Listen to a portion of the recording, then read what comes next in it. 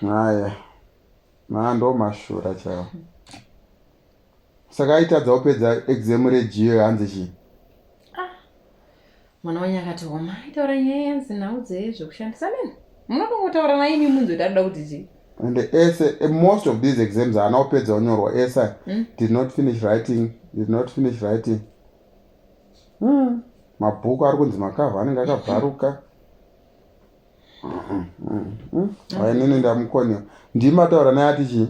Hapana, ungondodzera ndisina maresources akakwana.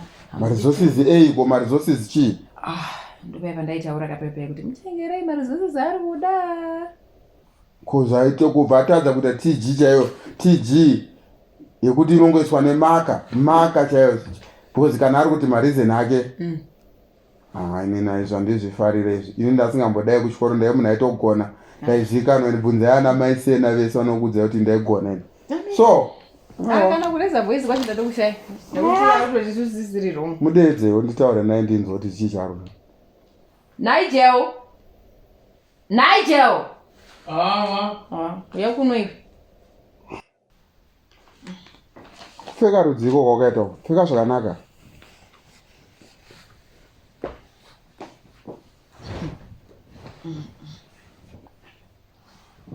Kuchikora hanzi chi? Nenyaya. Report rwako rwauyawo. Maexam haana kupedza kunyorwa. Chi? Pamwe pacho ndangangonyaya kuti ndasina confidence. Chi? Confidence yangu yanga iri low. Confidence yako inoita low nei? Munhu anobva kumba adya unoita confidence low chi? Inyaya kuti zvinhu zvaunenge watarisana nazvo nezvinhu zvaunenge uchishandisawo. Chinenge icho unenge watarisana nazvo. Kwako zviri kukurirwa nezvawakatarisana nazvo. Chi komesa dzinopedza kunyorwa nei? Ndoda ndiri kutaura kuti zvimwe problem ndaiwanzita mazama akawanda ndekuti peni yangu yainjema ini.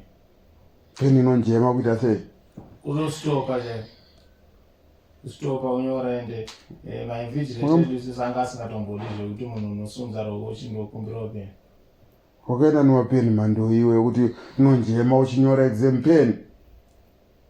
Nino mamwe so wangangoita ungati fenzi paje pasina kushanda kwaanongoita. Ko TG iri kunzwa wakatadza kudrowa board rakaenda sinodrowa. TG nyaya yacho iri patuma because ini TG zvakaitika malicense ndasina kunyatso atenda ka. Zvisazibhorera so. Mazviona ka zvimwe zvacho ndima muchiblame mwana asi ndima ndakaudza kuti iwewe ndiwo unomusaidhira zvinhu zvisina basa. Unomusaidhira papi?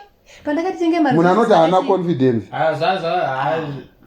Confidence yangu zvitongopera. Saka unodei chii chaunoda kuti ndane confidence. Ndodo zvinhu zvakangokanawo zvinhu zvakanyatso kungokwana zvakarongeka. Hamungona zvakafanana kana mukatasapo ticha wangu weScience. Apo paakandiisira 23 apo percent. Ndafana ngine 26% ini. But akandibvisira 3% nenyaya kuti akandimakira kuti aitanzi handinokavha mabhuku zvaanoda. Aigara achinditi hanzi yemakavha ako anoda newsprint rekuputira nyama. Ipapo ona makavha ete yangu atenga makatengawo makavha. Ani? Imi ndimakaenda makavha epano. Saka kuti confidence dzako dzacho dziite ukudei ndo Vangamutengera zvinhu zvinongonyatsozikanwa mazita anongozikanwa. Tikakupa zvinhu izvozvo life yako inochinja. Tinoona result riri right. Mapeni evhashapu hapana pandaizomboitawo 33%. Ndiwo kudaro manje tinazvo. Aiwa, ndiko zvakanakira ipapo. Munhu zvaanenge ataura ndo zvaanoitika. Ende ndokuziva kuti iwe uri careless. Mupe. Right. Mupe. Aya mapeni mamwe acho achasara kunokumba mamwe acho uchatakura. Andikona. Nevhasapu iblue. Makavha wangu achiti mabhuku angu ari kunzi bhuku renyama. Aya evhasapa. Marula. Handinoda kunzwa nyaya. Handinoda kungoona munhu akapasa. Because kana wokuti wonga uchiluza confidence. Marula achikoke manyama urwaona.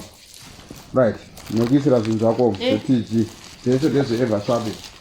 Pamunenge unoshopa namai wako pese panoita holiday takarasima kupindana netumashopu tusina basa rese muchitenga zvinhu zvisina basa enozotanga kunudza kuti confidence dzangu dzine dziri low ezvinozvi tikushandisa izvi handiti kuindapindawo papya ndipika munendonoita shopping dzekupera kwegore marula ndikuchengeta kusvika wapedza paunoti wapedza chikoro ndinawo ende tichatoona kuti 1 year unotopedza nayo chikoro haidzima haidhirisi hapana zvese ndakutengera ungati meseti mandigonera saka wakanyora nemesi kuweka kuita sei mapenzero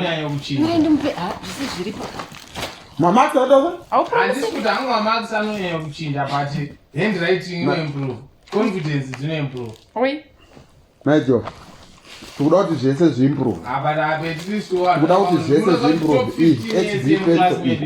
hv evershap ndango munhu evershap akakwana at least apa ka kuri kunziwo let's say kuti ndazofoira this tema nditi ndingangofoiraapokutaura zvangowanikwawo manje haisisiri nyaya handisi kuda confidence because now the confidence tazvita